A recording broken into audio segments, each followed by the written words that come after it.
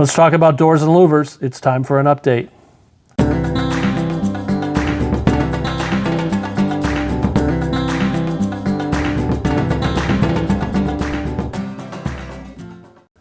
Hey everyone, welcome to another episode of Everything C-Place. My name is Mike Rennick. I am your co-host for this video. My guest is the infamous cost-cutting guru. He didn't know I was going to say that, Mr. Kirk Baker. Kirk, welcome. Hi, Mike. Not only is he the... See, what happens when someone agrees to do a video, they have no idea where I'm headed with this. But not only is he the secretary of the board, he is the chairman of the building committee. He's done a lot of work on probably, and I mean this sincerely, the most complex project I've seen at C-Place. This is much more complex than the roofs. That was just, we had flat surfaces, we need to put stuff on top of them. And that took a lot of work. Yeah. But let's do a door and louver update. Kurt has some slides. He's going to go through this. We'll put the slides into the video, and I'm confident at the end of this, we'll answer a lot of the questions that are out there. So Kurt, go ahead and take it away. Thanks, Mike. So like Mike said, we'll just give an update on progress on the door and louver project. We're almost at the end of what we've called the design phase. So before I jump into the update, I thought I'd just take a minute to update or review what our project goals are, our criteria. And there's 5 of them. So the first one is that obviously we want the replacement doors and whatever the replacement is for the windows to be aesthetically compatible with C-Place architecture. The second is obviously we have to meet Florida Building Code, Florida product approval, and resistance to the large missile impact, the design pressure, and water intrusion, all the hurricane protection attributes. We need to match the existing configuration as much as possible. And by that I mean we want an in-swing door, we want a very low threshold, we want the louver replacement, which will be a side light window, we want it to be operable for ventilation, and we want it to be able to maintain privacy. So we don't want it to be visible through the door. The fourth one is we want to use materials that will hold up to our coastal environment. We know it's going to be a corrosive, aggressive environment. And then the hardware, ideally we want an electronic keypad option, but that's, as work by Seabird Architects has shown, that's a little harder reach. So our baseline will be a mechanical keyed lock, and then all the bidders will give options they have for keypad and electronic access. So here's a slide of, it's a drawing showing all the different configurations that exist in C-Place for the door and the louvers. There's 13 different configurations and 18 different sets of dimensions.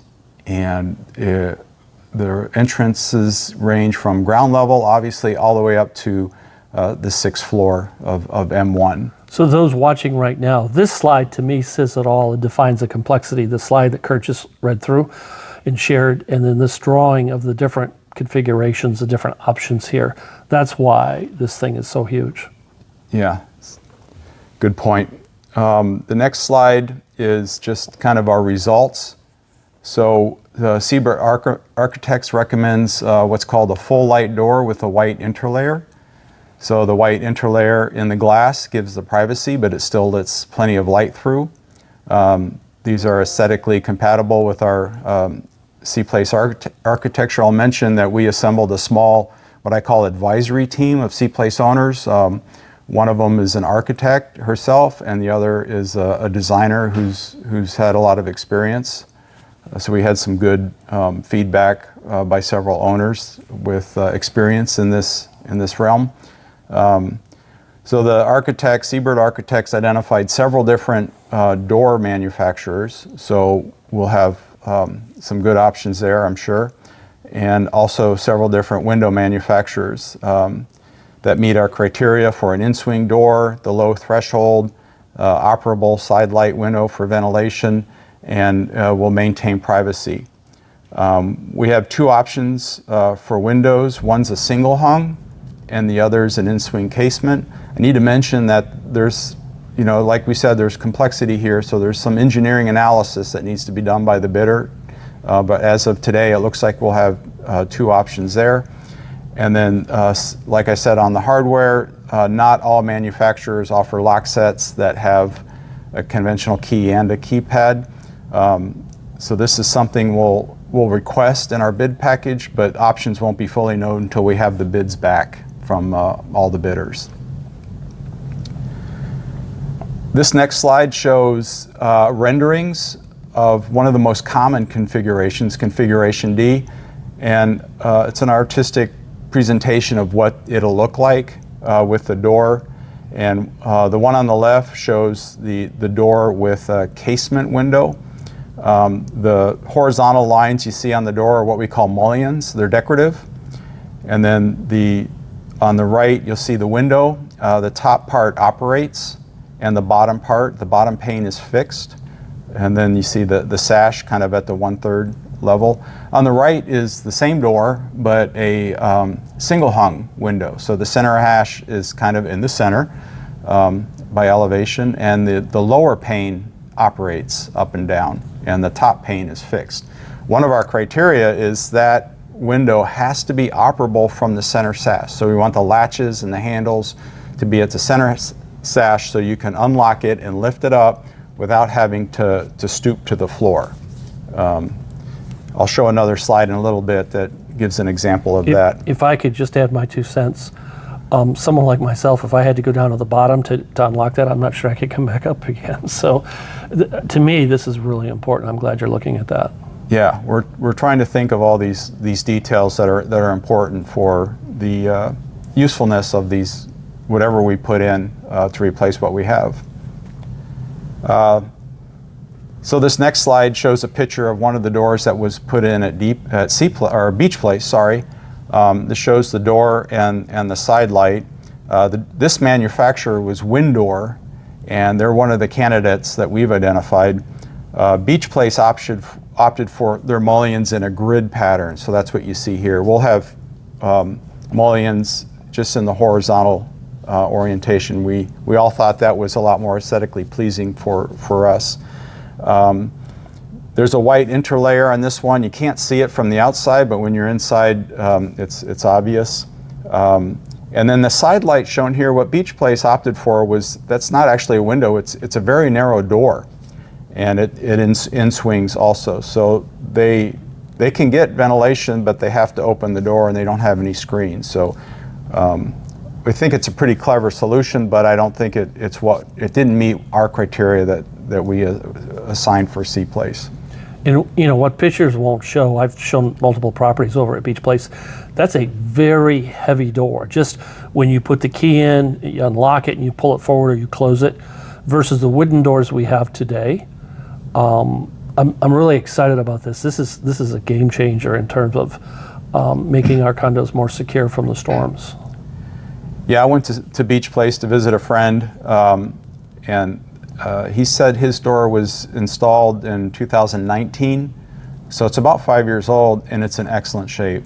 It's a very impressive door. It's weathered very well, so I think it's a good product. I'm very glad that we have products like this to bid on. So the next slide, I just wanted to show some of the windows to get just a little more detail about some of the terms we're tossing around. So this is a single hung window. So on the left is, these are just pictures I took off the PGT webpage. That's one of the candidates that's been identified.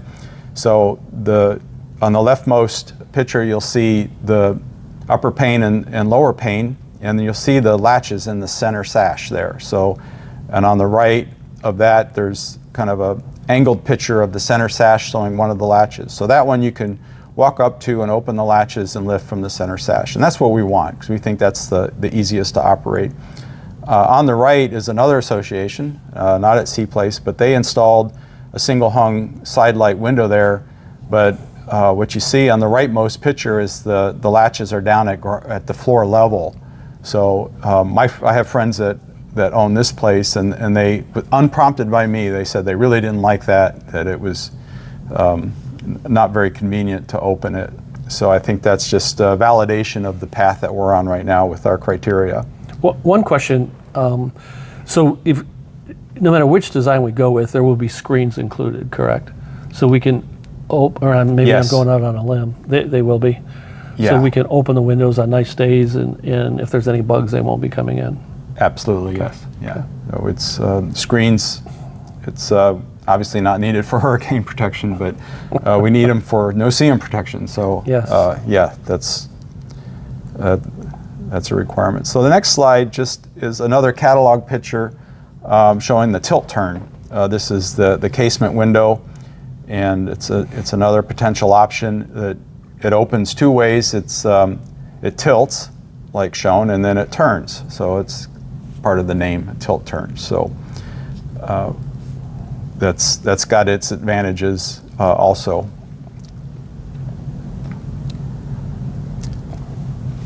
So as of today, I thought we'd give kind of an update on some dates that they're really starting to take shape. Tomorrow, which as we're recording, tomorrow will be Wednesday, August 14th, the architect will deliver the entire bid package to C-Place. And this will give us a number of days for the building committee and the finance committee to have pre-read, because we're meeting next week. Monday the 19th, the building committee will meet. And then on Wednesday the 21st, the finance committee will meet, and we'll make motions that those committees move forward the bid package to the board for final approval to put it out for bid. The board meeting is scheduled now for August 29th, so that will give all the board members plenty of opportunity to look through the bid package. To be honest, I kind of expect this to be approved. There's not any money that's going to be spent on this. We have a good list of contractors for bidding. So I think it'll be more of a formality, but it's definitely needed. We need to have approval by our committees and our board before we go out for bid. Assuming we get approval on the 29th, we'll issue the bids on August 30th. And Siebert, our architect, recommended giving 5 weeks for that, for bidders to turn around and get their bids in. Alan and I and Wendy agreed. We thought that was sensible. So that means if we issue the bids on August 30th, they'll be due on October 4th. But 1 week after we issue the bids, we're going to hold a pre-bid conference. So we invite all the bidders here to C-Place. We'll meet at the clubhouse, and it'll be an opportunity for them to ask questions and get clarification on the specifications and all the requirements of the bid package. So that'll be formalized, so everyone's operating off the same information. So after October 4th, the roadmap has a little bit of uncertainties. You can imagine there could be a lot of substitutions or alternatives proposed in the bids that might need to be studied and considered. But roughly speaking, we think it'll take a couple weeks to analyze the bids and make a recommendation, and that'll be led by our architect. So it could come out if we have, for example, if we do have two different options for windows, there might be a need for a vote of the owners to pick their preferred one. So that could add another 4 to 6 weeks to prepare a good package to give all the owners so they can consider which option they prefer and get their votes in. Then we have, we'll need to have our legal experts or legals and our counsel review the contract to make sure it's a good contract, good terms and conditions. And the building committee and finance committee will need to carefully review and approve the bid selection, the recommended winner. And then I think that roughly could happen by December, maybe during December. It's hard to get things done during the holidays, so that means realistically or most likely at this point we would have a meeting of the board to approve the winning bid in January. So that could move, it could be better, it could be longer. We'll see as time progresses. So before we leave this slide, one of the things, if I could interject my 2 cents, we want the owners to have as much information as possible. The 2 meetings scheduled before the board meeting. We want everyone at the board meeting to come in on Zoom or in person. But the building committee on the 19th, again, that will be announced. If you're not here, watch on Zoom. Same thing for the finance committee on the 21st. Gather as much information as you had, get your questions answered. This is all about the owners of C Place doing the right things. Kurt's team has been working extremely hard for a long period of time because of the complexity, but we're getting to the finish line in terms of the design. Is that a correct way to say it?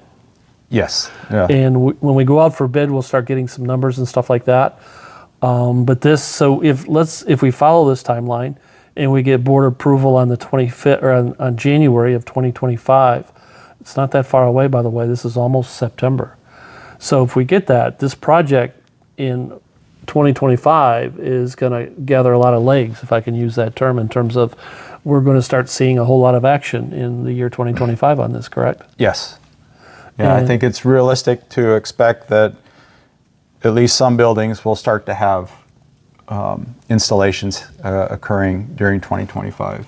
And so the plan is this will be kind of a C Place overall run project. It's different than what you're working on right now on your sliding lanai doors and your bedroom windows and stuff like that.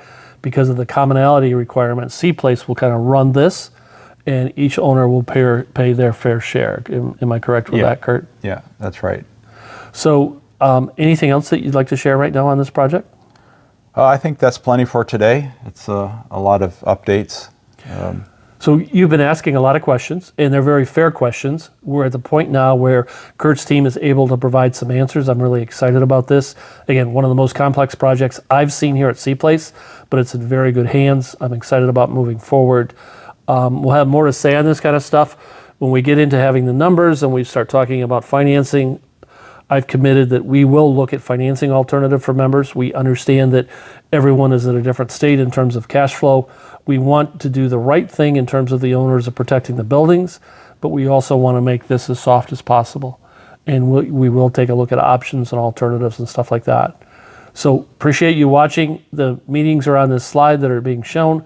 Take a look at that, get engaged, get your questions answered. If I could be of any help, my direct cell is 941-400-8735. Kurt, I want to thank you for everything. Thanks, Mike. All the hard work. I appreciate that, taking time for this update, and more to follow. Thanks, Yes. Kurt. Thank you. Take care. Thanks, everyone.